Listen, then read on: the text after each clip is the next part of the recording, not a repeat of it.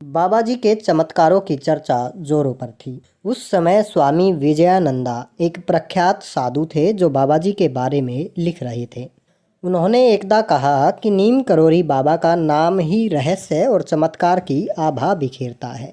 ऐसे कई भक्त थे जो न पढ़े लिखे थे, जो उन्हें चमत्कारी बाबा के नाम से ही जानते थे, चमत्कारों वाले बाबा। ये दादा सुधीर मुखर्जी की पुस्तक में महाराज जी का एक प्रसंग है।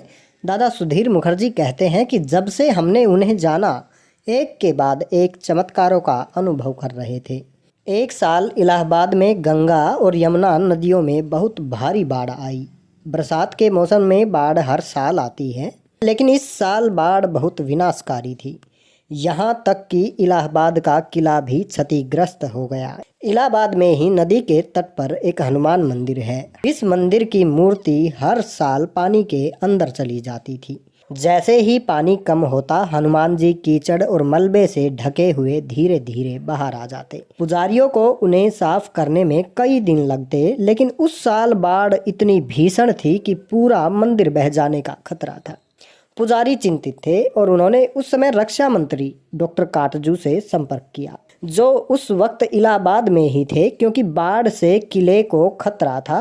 डॉक्टर काटजू बाबा जी के भक्त थे और उस दिन उनके साथ एक और भक्त भवनाथ वाजपेयी भी थे। पुजारियों ने कहा कि यह बाढ़ इतनी भीषण है कि सदियों से खड़े कई पीपल के पेड़ बह गए हैं। आपको हनुमान मंदिर को बचाने के लिए कुछ करना होगा।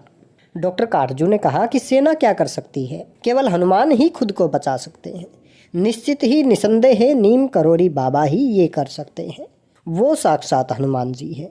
जब वो पुजारियों से बातें कर रहे थे, तभी बाबा जी एक जीप से उतरे और चिल्लाते हुए बोले, क्या मामला है, क्या मामला है। सबने मंदिर के लिए भय के बारे में बताया।